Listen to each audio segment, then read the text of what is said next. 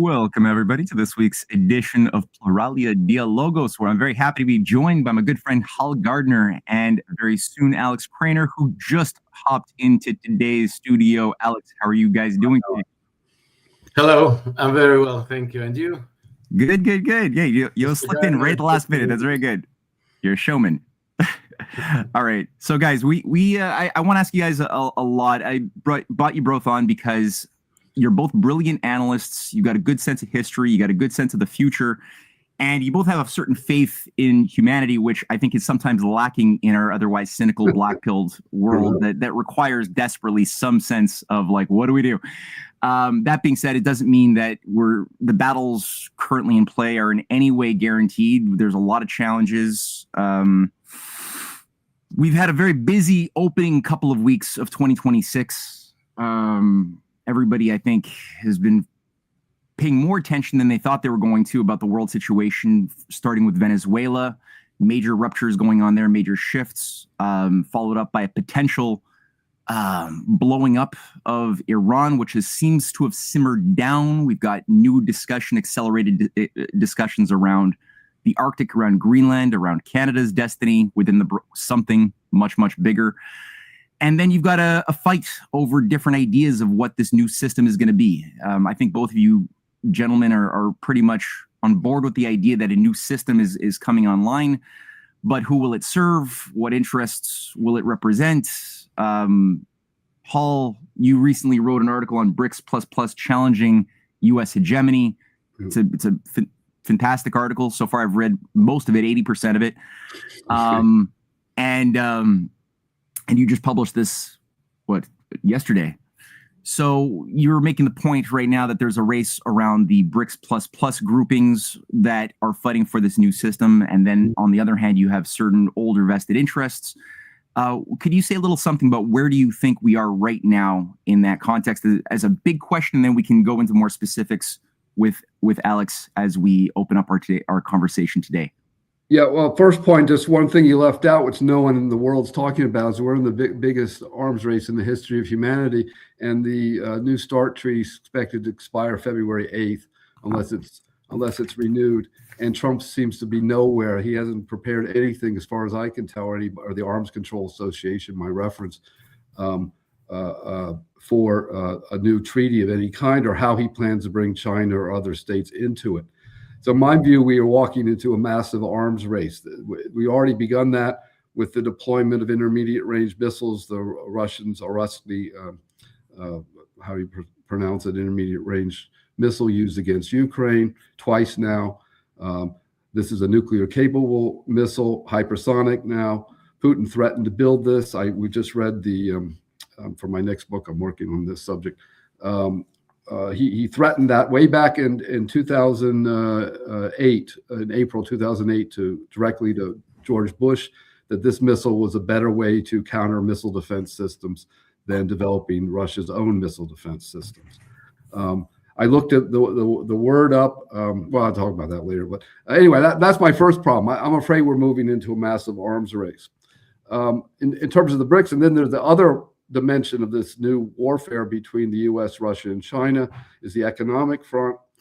And certainly the building of the BRICS was totally unforeseen by the White House way back in 1997, 2000, when they started the NATO expansion.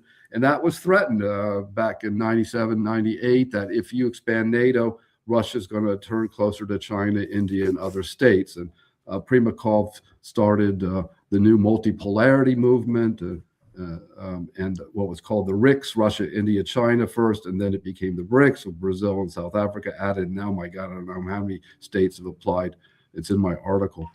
So those two dimensions of this war are intensifying.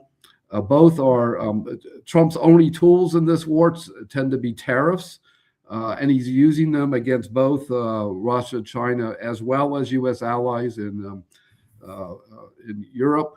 Now threatening tariffs if Denmark doesn't give up Greenland to him, or allow him to seize Greenland in some way, or somehow pressure Greenland into American hegemony.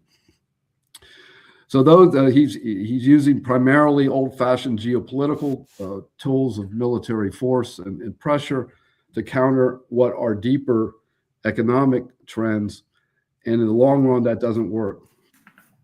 I would argue that the economic factors will win out unless we go to war, and then a whole new thing starts over. So I can leave it at that, and then. Yeah, that's a pretty big, general thumbnail sketch, which I was going for. So, Alex, same sort of question to you as a big general assessment in your mind right now. Do you agree in general that there is this conflict going on between Trump and the BRICS plus nations over what the new system is going to be, or do you think that there's a greater degree of behind the scenes collusion working together to make something positive out of this seeming chaos?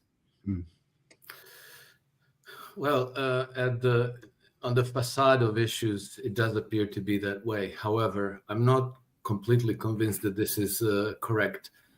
If we go back to last January, we had Marco Rubio give testimony to the Senate in his confirmation hearings, and he said that the way Trump administration looks at the world is that the post-World War II global order is obsolete. He said more than obsolete. And he said that it's been weaponized against us. And then in the same testimony, he said that the new reality are multipolar integrations.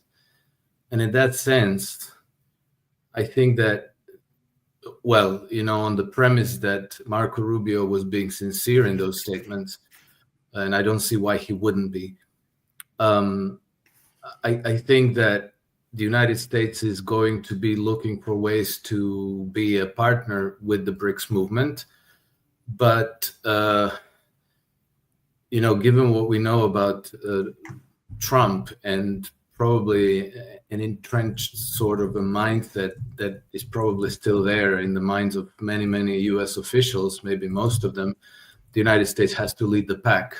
So, BRICS on condition that we lead.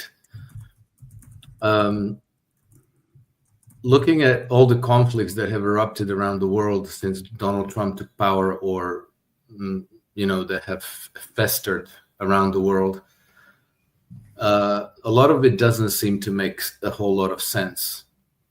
The intervention in Venezuela, abduction of Nicolas Maduro,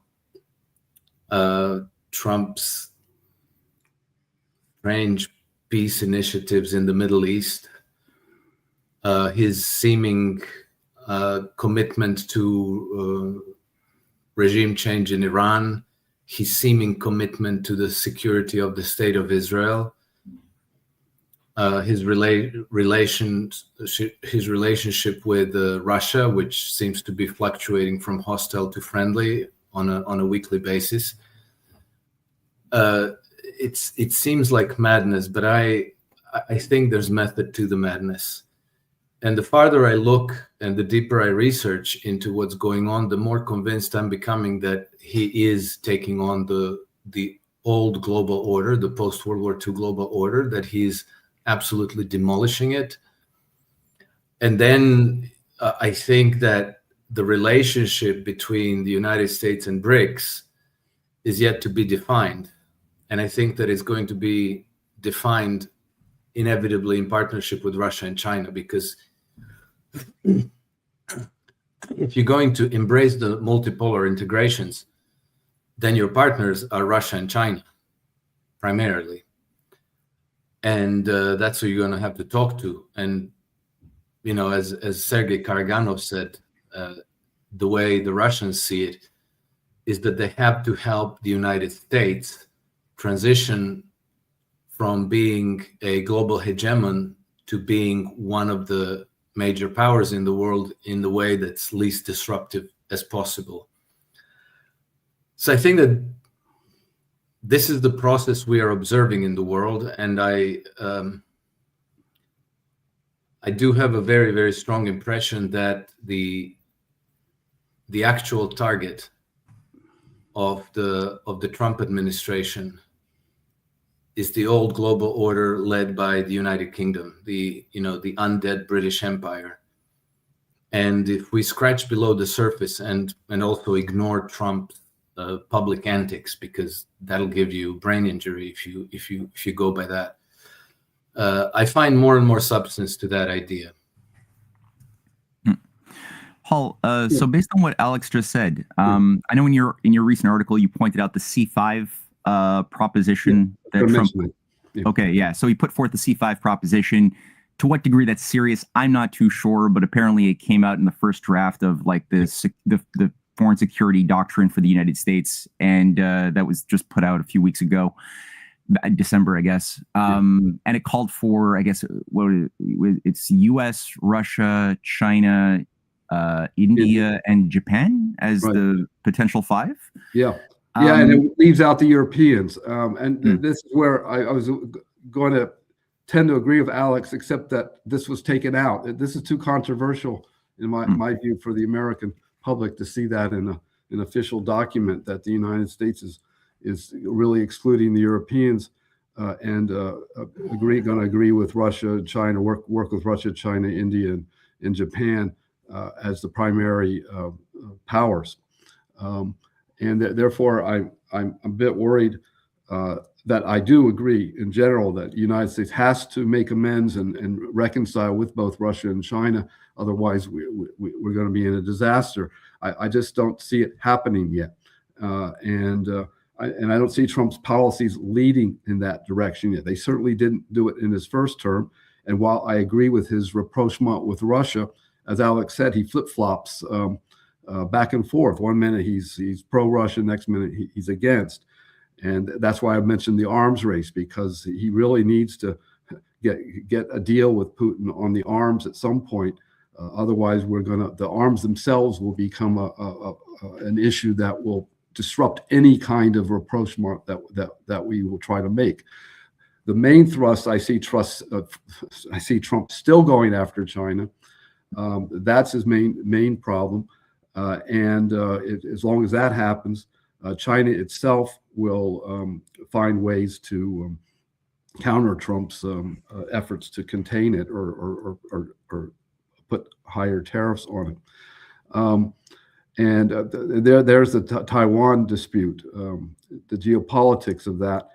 I believe it's perfectly possible for Taiwan and China to make a deal with U.S. and international backing. However, I don't see Trump moving in that direction. I do see him aiming everything, his attack on Venezuela, effort to blockade Venezuela, and Iran is more direct against China than anybody else. This has to be understood. He wants to cut the links that China has already, China's moved into Latin America. And now the Europeans have made the Mercosur agreement. The United States is feeling isolated in its own backyard, so-called backyard, which is really its front yard, depending on how you look at it. Therefore, I think Trump is desperate.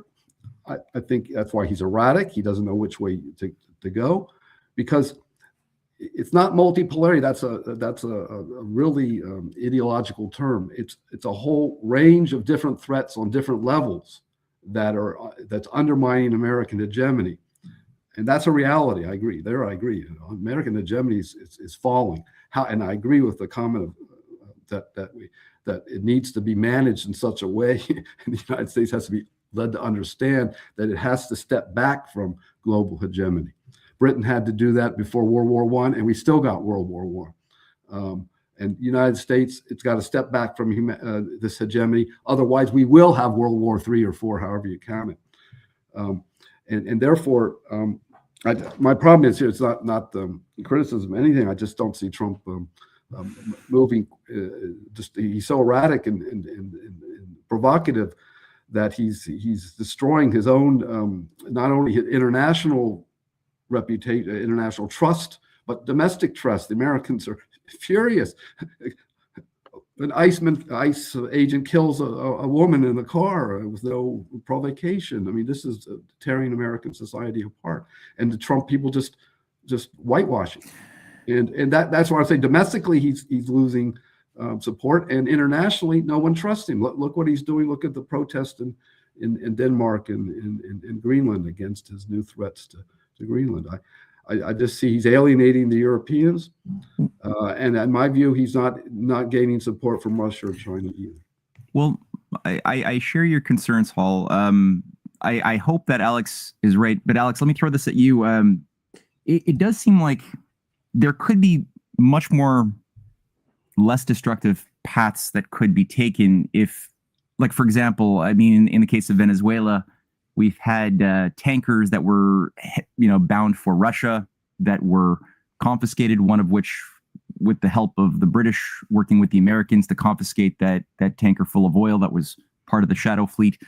I think that there's been 3 or so far. And it does seem, at least, that the language of justifying what was done in Venezuela has a lot to do with blocking the influence of Russia and China. We know that Venezuela had made its interests even known to join the BRICS at some point. That seems counterproductive if the idea is to have good, positive economic relations with Russia and China.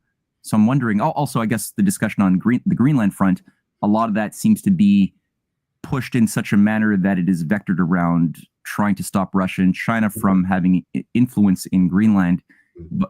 So it doesn't seem productive in that sense, and it seems like better ways could be done. But what's your take on those problems? Well, that's exactly it. It seems counterproductive. It just doesn't make sense. And at the surface level of things, it would seem that Trump is attacking the influence of Russia and China in Latin America. And then, there's this reassertion of Monroe Doctrine from the new national security strategy. And it would appear, it actually states that it's targeting Chinese influence in the region. But if we look at what all this entails, it seems like a very, very risky gambit to achieve something that could much easier be obtained in negotiations and discussions. Say, okay, you have very large, very significant investments here. Of course, we can't just kick you out willy-nilly.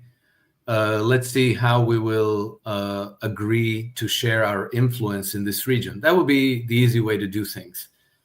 No, Trump effects this extraordinarily risky stunt by abducting Maduro and taking him to the United States to stand trial. And the whole thing looks very suspect, because it would have to have been the most perfect military operation ever conducted in the history of the Milky Way galaxy. And I am convinced that it was based on a deal. And sure, then we heard about all the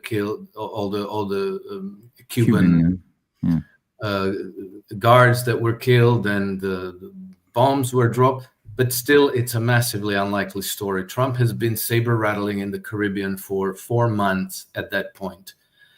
In those 4 months, a nation under siege would already have taken very extensive precautions to protect its government, particularly its president. Meaning, you would set up radars, right? You would have advanced notice if any boat, aircraft, helicopter was approaching, and at that point you'd probably extricate the president in the space of about 3 seconds.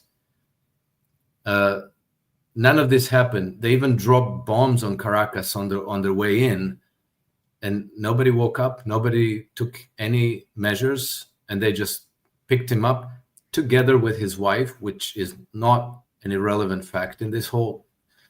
And then Maduro turns up in the United States, all smiles, hugging, wishing New Year's to his abductors, hugging, giving 2 thumbs up in a few photographs, a victory sign in other photographs. Doesn't look like a man who just got downgraded from the president of a country to a prisoner. So I suspect that this was a deal. Okay. Why? Now we have to ask ourselves why. And I suspect that it obviously has to do with drug smuggling, people smuggling, and weapons smuggling networks that surround the United States on their southern border and on their northern border. And if you look into this whole operation, it reeks of opium wars. And then, I looked into the operations in Canada, and the United States have a massive problem with the Canadian complicity, because let's say some of the Mexican cartels have very extensive operations in Canada. Sinaloa cartel is one of them. Then I think in the beginning of last year, the Canadian police busted a massive fentanyl lab in British Columbia. It was very, very large. And then we had investigations into money laundering, which traces back always, in most cases, it traces back to Canadian banks, BMO primarily, and TD Bank. And with regards to TD Bank, it's apparently the largest money laundering operation in history of the United States. And the Canadian government has completely dragged its feet, and it's persistently and repeatedly frustrated all efforts of U.S. Law enforcement to dismantle these labs. Nobody has been prosecuted, even after they found these labs, even after the investigation into TD Bank money laundering came out. Nobody went to prison. There's no prosecutions against anybody. And the only thing that happened is that the CEO of the TD Bank resigned, but that's it. That's all that happened. And so Trump doesn't mention this, except that after abducting Maduro, he just in passing mentioned, "Oh, did you know that a lot of these drugs are coming from Canada?" Anyhow, that's Canada is part of it, but there's a huge network of these international organizations, money laundering banks, offshore centers that are in in the Caribbean, 14 offshore banking centers where you have between 25 and $50 trillion sloshing around, and this is offshore dollars. So the United States government has no control over this, and it's completely untransparent. And then when I mentioned the international organizations, there's 76 international organizations that are granted immunity and tax exemptions in the United States, meaning that their archives and their premises are inviolable. U.S. law enforcement cannot touch them. Under what argument do they give themselves this immunity from U.S. law? Sorry. There's a piece of legislation that was passed in 1945, which is called International Organization I forget now. International Organization Immunity Act, something like that. Okay. Yeah. And presidents, so under this legislation, the president of the United States, by executive orders, simply can grant these international organizations such immunities.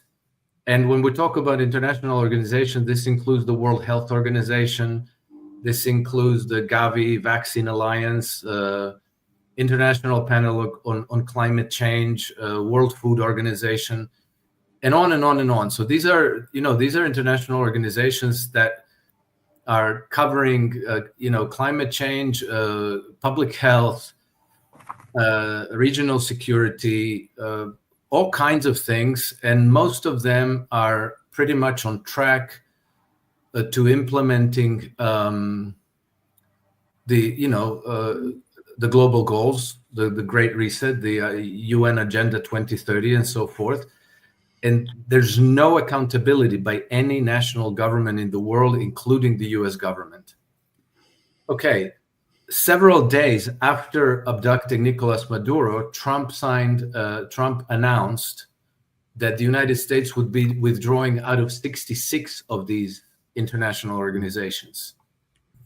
And I can't help thinking that this is somehow related one to the other, and that when the national security strategy document talks about dismantling the infrastructure of hostile powers in the region and reasserting the Monroe Doctrine, that this is what they mean. Because again, somehow through these organizations, offshore money centers, human and drug and weapons laundering, smuggling cartels that have flooded the United States not only with lethal illegal drugs, but also with literally tens of millions of illegal immigrants. And we're talking about the same cartels, right? Which are which are empowered by money laundering banks and clearly protected in Canada by the whole system. I assume that this is the infrastructure that the Trump administration has in mind. And I'll just wrap up with another observation because it's very much related. But we had this the grooming gangs affair in the United Kingdom, which almost died. It's been going on since the 1980s until early 2010s. A few token prosecutions have happened. A few dozen people got put away. But we're talking about something that is the greatest crime in peacetime history of the United Kingdom ever. We're talking about tens of thousands of raped English girls, and the whole thing is completely covered up. Okay, I think that many of us knew this story. What we didn't know was that this story was very closely related to also drug and terror financing, because some of these same gangs that were involved with the grooming and with the rapes were also involved with the VAT fraud and all kinds of other frauds, which netted at least £8 billion. And some of that money ended up funding Al-Qaeda. And some of the people that were involved in this were related to the 9/11 attacks and 7/7 attacks. Okay. So the Times of London had a report on this in, I think in March of last year. And then it turned out that a special report had been drafted also for Elon Musk. And then we had Elon Musk, who suddenly weighs into these grooming gangs crimes and attacks Gordon Brown and Sir Keir Starmer. Because Gordon Brown and Keir Starmer played key roles in covering up these attacks, these grooming gangs and the VAT fraud and all of this. And some of the findings of the report that was prepared for Elon Musk, I have to read this out to you because it's actually quite staggering. So the recommendations: investigate state complicity in terrorism financing, whether UK government knowingly enabled VAT fraud proceeds to fund terrorism, and protect those responsible under the guise of national security. And one of the conclusions is that the United States has to revise its relationship and alliance with the United Kingdom.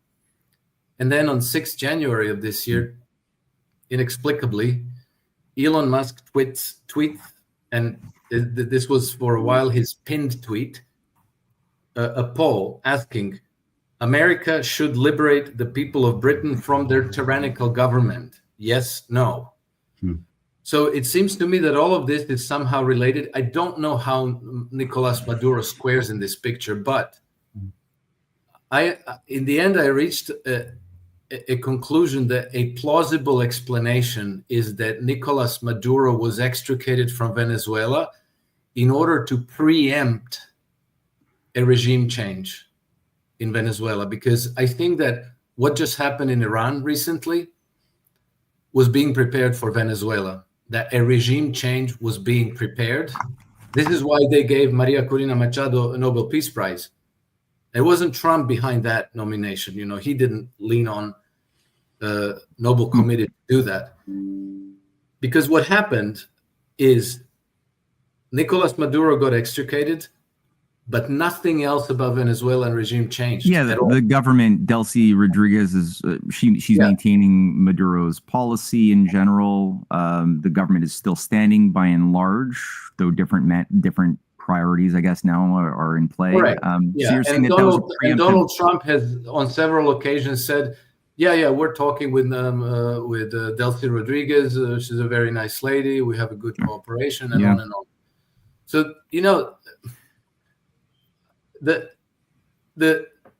facade appearance of things, it doesn't make a whole lot of sense. It doesn't make any sense at all to me. And okay, well, sorry. Finish and then so anyway, you know, like I've been trying to figure out the points to connect so that the story at least has some coherence and some around some purpose that seems like Trump administration might be pursuing. Obviously, if this kind of a purpose is being pursued, then a lot of what is being done has to be done covertly, and it has to be, you know, they have to hide their hands.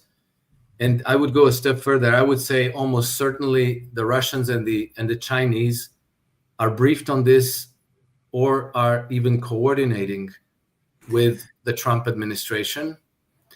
And then, you know, what was interpreted initially as an affront, as an insult to the Chinese because Maduro got kidnapped right after, several hours after he met with a Chinese delegation, may have been part of that arrangement, you know, where the Chinese said, we need to take care of certain business, so don't abduct him today, give us the day and abduct him tomorrow, or, you know, something like that. It's a guess, but it could be part of that equation. Okay, so Hall, I'm going to partially throw it back to you to get your assessment, but I'm going to just tie in one additional question. Maduro did make the point before his kidnapping that 85% of the narcotics profits of the world go through U.S. banks. I read a book called Dope Inc. from EIR some years back that also corroborated that the U.S. banks make it possible for all of these international drug syndicates to function because they launder the drug money. I guess the City of London and the Canadian aspects of that also play a big role.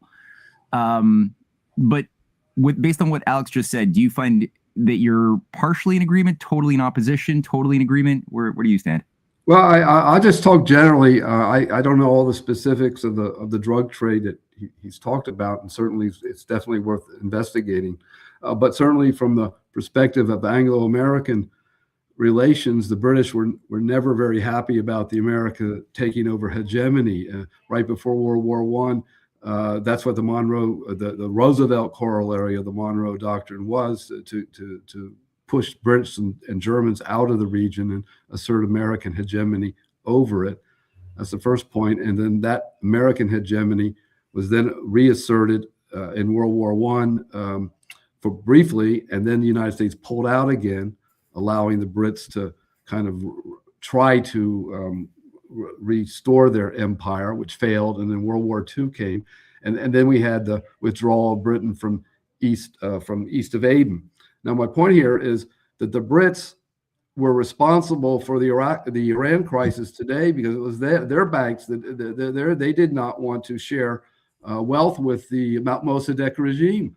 It was not the Americans. Americans were probably willing to compromise. It was the Brits that blocked that, and then it was our CIA who installed the Shah. So what the deal was there, I don't know all the secrets behind it, but that's one element where I think the Brits were at fault. this leftover empire that they were trying to maintain, the Americans were at least a little more magnanimous or more willing to share the wealth than the Brits were, at least in the case of Iran. And this is that's the beginning of the disaster we're in now. Then you have Tony Blair acting as what they called him. They had a terrible name for him when he was supporting the Iraq War. And now he's back on supervising the Gaza affair for Trump. So there's this British refusal of the Brits to really step back from some of this where I think they should. And that there I tend to agree. But as I said, I don't know all the dirt that's going on behind the scenes with the Maduro case. I just know we did the same thing to Noriega beforehand, and almost the same scenario, except it was a much smaller country. So Venezuela is more powerful. I am worried about instability in Venezuela. I mean, how many 8 million people have fled the country? I saw them in Chicago in the streets. And Trump's trying to, where's he going to kick them out to? What kind of instability? Are these militias developing in Venezuela really going to create chaos if the Americans assert more power over the country? And how is Venezuela going to react? That's where a lot of people were talking about an Iraq scenario again, where new instability arises and chaos begins to. Because what else we mentioned? Why else attack Venezuela? It's not just at China. It's aimed at Cuba. It's aimed at Nicaragua, because the Venezuela is funding these countries. It's aimed at every left-oriented and even centrist government in Latin America. You had the right-wing take over in Chile just recently, and you have other governments under pressure because you leave the Bolivarian movement. If you can reduce its wealth, then it will be influential throughout the region, and right-wing movements can more easily take over. So I see that in more devious or terms than I really think that's Mark Rubio behind this, his Cuban roots, anti-Castro. The anti-Castro Cubans who were exiled from Cuba are still very strong in American politics, and that's true. They differentiate themselves from the other Latinos, Latin Americans who came to the United States, who are not quite as willing to stage coups in Latin America. Anyway, so I don't know. I do think that Anglo-American problem does need Anglo-American relationship needs reassessing. I believe that. Where that goes, I'm not sure. Right now, certainly the Brits are caught between a rock and a hard place, because they see Trump. But first, they thought they'd make an alliance with Trump, and now they're not so clear if Trump will back them up. So right. They're looking a little bit more to EU3, Europe, France. UK, France, German connection, and sort of reassessing their decision, which I thought was a mistake to break away from the European Union. But anyway, just a few comments. Well, yeah, no, I mean, and on top of that, now you have the U.S. has made the point that, and this may not be a bad thing at all, that sanctions against the UK are going to be, I think it's going to be 10% for a few weeks, and then it's going to jack up to 25% over the UK's position over the Greenland situation. That also applies to a variety of other countries too. Denmark, England, France, Germany, Sweden, Norway, Finland are all going to get hit with this sanction. We also hear, that the EU is canceling a major, $1 trillion trade and energy deal with the US no, not the UK, sorry, EU, and is canceling that trade deal with the US, or at least threatening to. Again, may not be a bad thing when you consider what's going on behind the surface appearance. But then the question comes, Alex, in my mind, it seems like we know that sanctions and the US dollar has been weaponized for many decades before Trump. That was like the way the game has been run and abused with the help and often guidance of the City of London. Okay. But it seems to me that when I look at the crises, the outpouring, the social insecurity and potential turmoil in Venezuela, the organization of drug cartels, people who have no ability to survive, and thus they get into, the dark economy stuff. Same thing for the turmoil and social unrest in Iran. It seems like a lot of this is the consequence of the, not so much the incompetence of the governments of Iran or Venezuela, but more so this international sanctions by the US, the weaponization of the dollar that's kept these countries in a state of tension and turmoil and hopelessness. So it becomes an incubator for regime change operations. And it seems to me that simply changing that policy on sanctioning these countries would have been wiser in my mind if Trump had taken that up. Then, well, he's the one who destroyed the Iran Accord to begin with.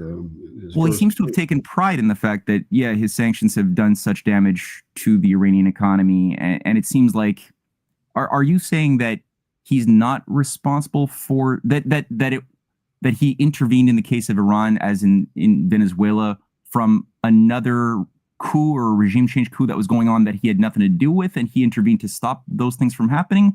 Or do you think that he was somehow responsible, especially in the case of Iran, for the turmoil that was suffered most recently that led to, I don't know how many thousands of people dying by this operation? So what would you say about those things and what Trump could have done to simply stop the sanctions, and why didn't he just do that to help their economy grow?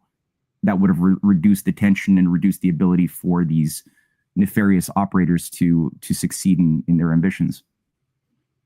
That's all very hard to explain, and I would distinguish between Trump's first term and Trump's second term, because they couldn't be more different.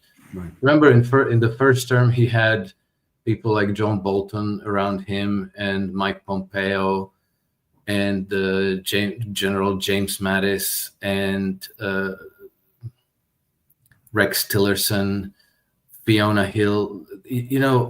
All of these globalist neocons were everywhere around his administration, and they were pulling some serious weight. And then, when it comes to Iran, even in 2019, we saw British fingerprints behind the operation to get the United States to attack Iran, because it was in the summer of 2019 that the Iranians downed one of those American spy drones over the Persian Gulf, and then there was great pressure exerted on Trump to launch a bombing campaign to basically start a war against Iran, and he declined. Right. And then in the aftermath of that, we had a release of by Anonymous.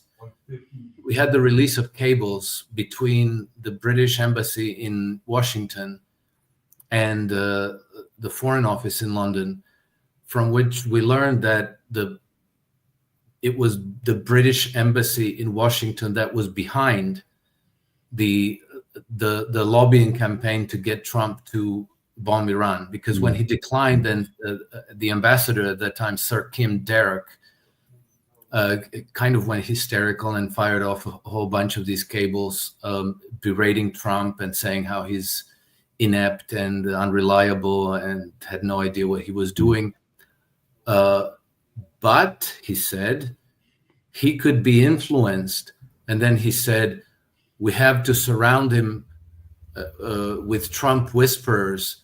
Right. And we have to flood the zone around Trump with, to push him into launching a war against Iran, like he got pushed into assassinating General Qasem Soleimani.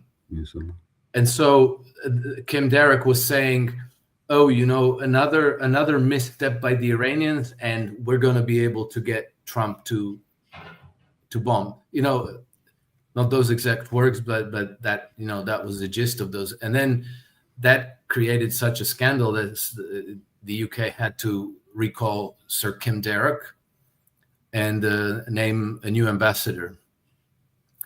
And so, looking at all these things and all this, because the pressure to go to war against Iran and effect a regime change is still on, and it's coming from several sides. It's coming from the Jewish Zionist donors and voters, and from the Christian evangelical, very, very powerful voting blocks, and probably from Wall Street, because wouldn't they love to get their hands on all the collateral that's available in Iran? But Trump has been consistently ditching them. How do you call it? He's been consistently evading that pressure. And back in June of last year, when it looked like he was going to go to war against Iran, I made the prediction: he's either going to not go to war, or he's going to launch a fake war, meaning there's going to be a lot of dust and a lot of fireworks, like back in whatever it was, 2017, when he launched a bombing campaign against Syria, and then it turned out that it did nothing at all. That he was going to do the same in Iran, and so he did. And I said, we will know for sure by the way the Iranians retaliate. And Iranians launched a very polite retaliatory strike, and then they all thanked each other. And then Trump said, we obliterated the nuclear program in Iran. Obliterated it completely. Why did he say that? He said that because the nuclear program in Iran was the pretext. It was the justification for going to war against Iran. If you obliterated the justification, then there's no more justification. And Trump said, we're done here. No more war. We move on to the next subject. And so when it came to this last war that was meant to happen last week, I was on a podcast with Glenn Deason, and I said the same thing. He is not going to bomb Iran. That's my prediction. And then he didn't. Now, again, Trump didn't refuse to bomb Iran.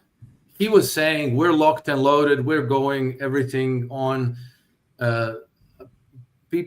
People were predicting that imminently this war is going to happen, 100%. Look at them moving all these bombers into place and so forth. Now we find out, somehow Iranians blocked the Starlink satellite system. I don't know how that works. I don't know how you block systems. But is it possible that the United States switched off the Starlink system?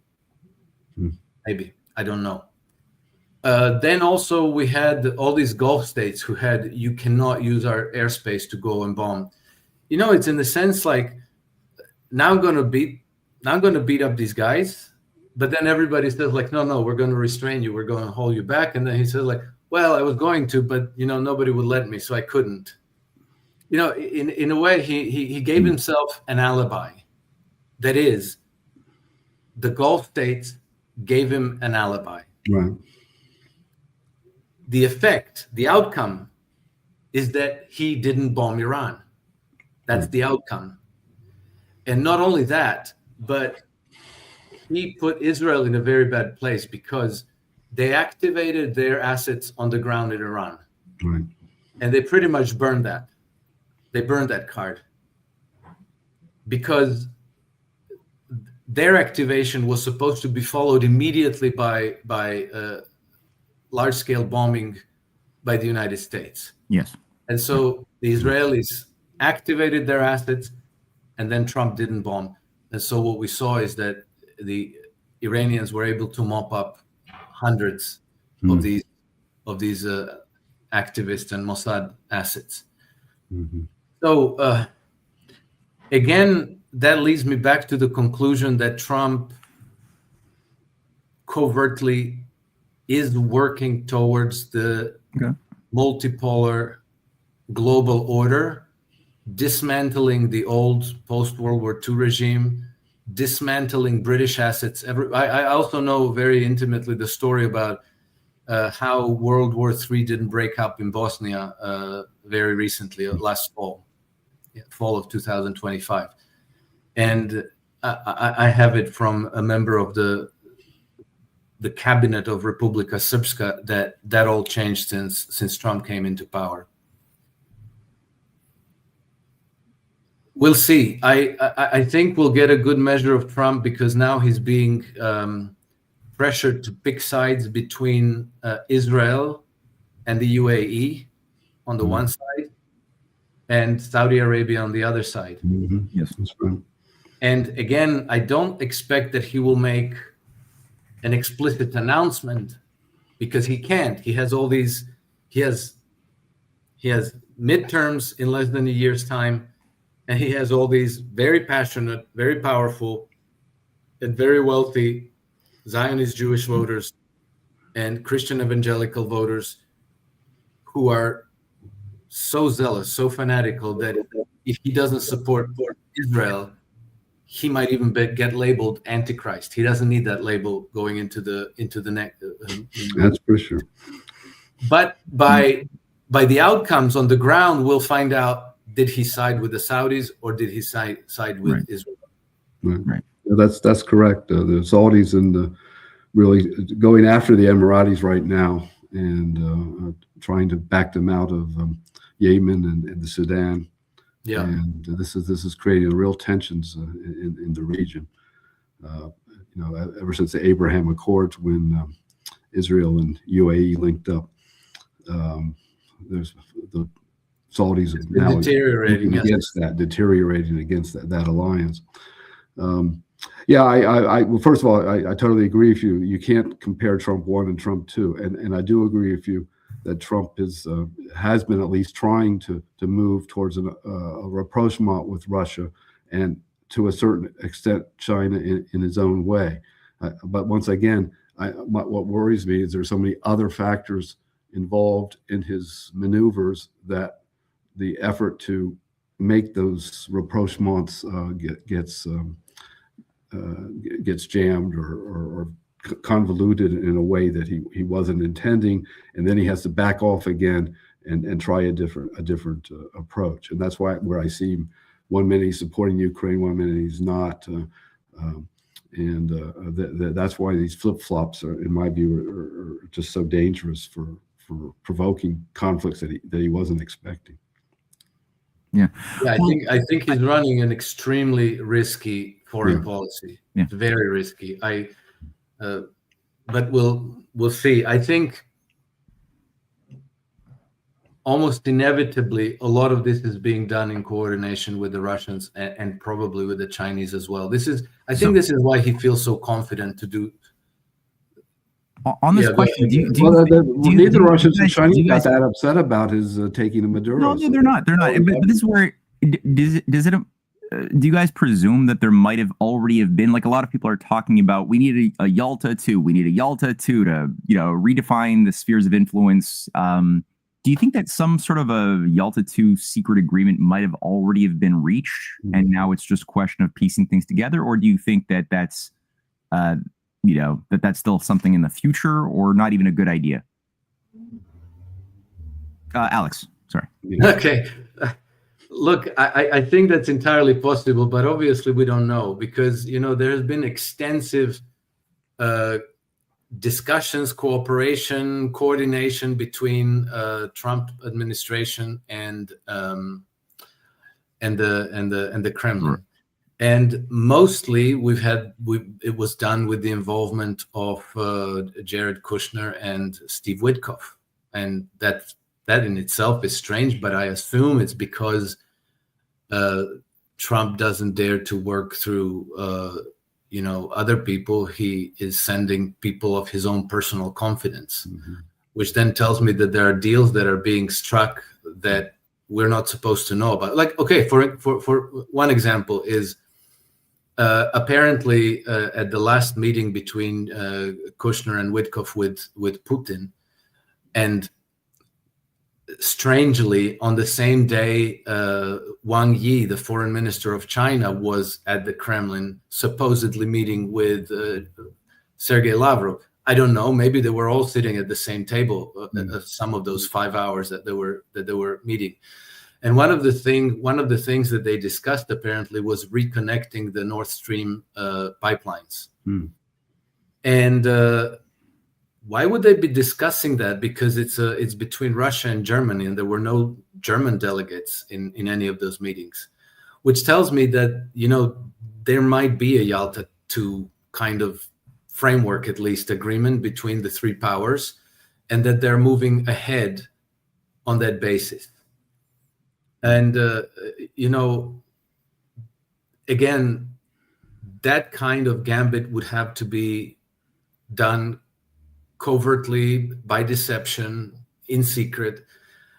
And so we don't know. We just, you know, I spent in the last, since Trump abducted Maduro, I spent many hours watching British podcasts and, you know, the Times Radio podcasts, all these, let's say, globalist neocon types. And because I wanted to kind of try to find out from their talking points, from if somebody's going to slip something. They have no idea. They have no idea what's going on. They're very clear that they hate Trump and they don't trust Trump, but they have no idea what Trump is doing. They just don't understand. And so how are we to understand? But, you know, looking at the large cycles of history and let's say at least foundational strategy that Trump and officials from his administration have expressed so far, I wouldn't be surprised that we're looking at this kind of a scenario where United States, Russia, and China are cooperating. The crosshairs are on the City of London, their satellites, their structures, their infrastructure. One of the things that apparently is going to has been was just declared is that they would defund, that they would break the financial ties for the Muslim Brotherhood, and that's again a big blow to the British foreign policy. Yeah, that's a good point. I just there's a lot of data points. Hall, go for it. No, just that Trump acts as if he's got a done deal in Ukraine when he doesn't. But then that would imply that secret arrangements may have been made that the Russians won't go too far to challenge the U.S. Trump position. But as I go back to my original point, the recent missile attack by Russia, intermediate range missile attack, was right on the Polish border. And that's a big signal that something's going wrong there. And Trump better back off. And to my view is we'll look, February 8th is not far away. We'll see if they can make a deal. Trump still hasn't accepted whether he can just postpone the START treaty for a year. And the other point nobody's talking about is that Biden made a deal with Germany to deploy intermediate range missiles in Germany next year. Right. And no one's mentioning that. I don't see it anywhere except in arms control literature. And that's the beginning of what happened in the 1980s when NATO deployed its intermediate range missiles, Pershing and cruise missiles against Tomahawks, against Russian SS-20s at the time. So there's all these contradictory things going on. You got to play one against the other and figure out if you can make an arrangement with Russia. There, I'm in agreement with Trump. We need an arrangement with Russia.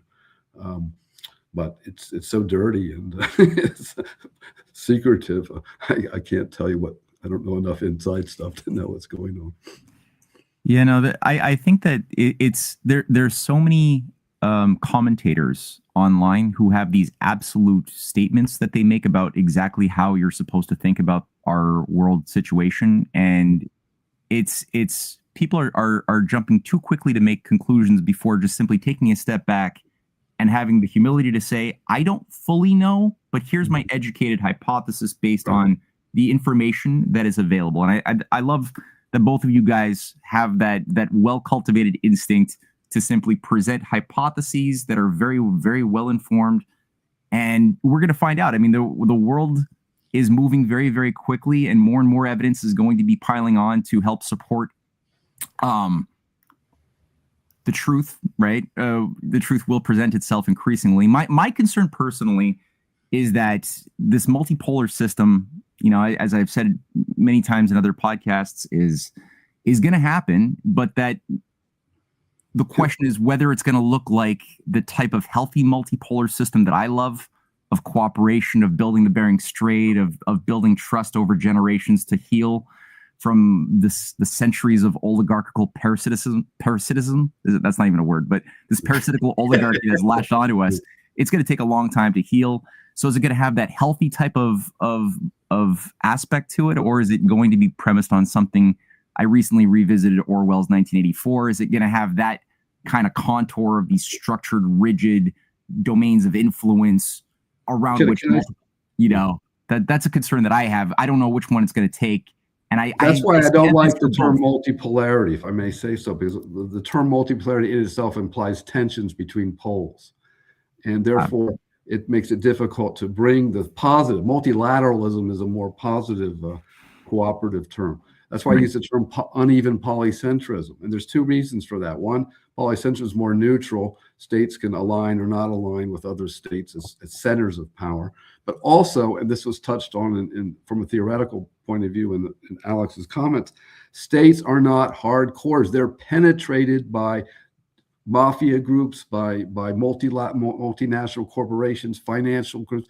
You don't know that the guy you've elected in office is really acting for the interests of your own country, or is he being manipulated by some drug dealers or what have you? And that's this lack of a real hardcore multipolar. There's no poles anymore.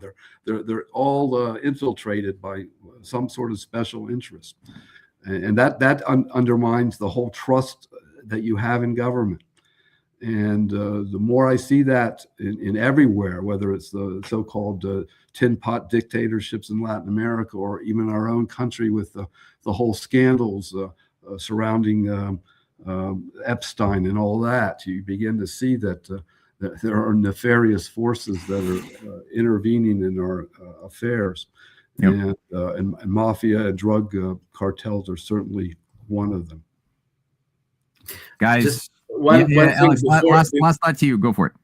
Before we go, the law, the legislature that I mentioned, it's called IOIA, International Organizations Immunities Act of 1945. Mm-hmm. Okay. And the big one of these is OAS, Organization of American States. I think that's the one that Trump and his people are feeling a bit nervous about. Mm-hmm. And this is the organization that has been the main cheerleader in disputing Nicolas Maduro's legitimacy. Right. They're very powerful. They're very well funded. They're partnered with the UN, but they're not part of the UN.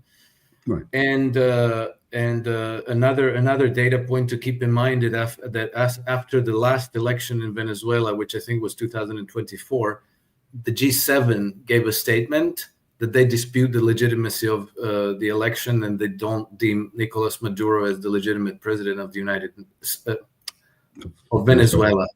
Mm-hmm. And they designated somebody else, not Nicolas Guaido, but some other man who is I think was Speaker of the Parliament in Caracas or something. So there was definitely, it seems that there definitely were plans and projects to bring down the Maduro government. And so whether I'm right that Trump preempted that or whatever happened there, maybe we'll find out, maybe we won't. But the dismantling of these international organizations is definitely taking shape. Mm-hmm. I just I'm gonna look more into this Organization of American States. It's not something that's really been on my radar, but that's very interesting to think of the infrastructure that this might have supplied to the building up of this deep state of the Americas structure that involves organized crime and other things. So very curious. All right, well, guys, you gave us a lot to chew on. I appreciate so much you offering your time up, and I thank you for inviting me. Thank you, Alex, for your comments. Thank you, Hal. Thank you, Matt. It was a pleasure as always. And until the next time. All right, take care, guys. Bye, and thank you, everyone. Take care. Bye-bye.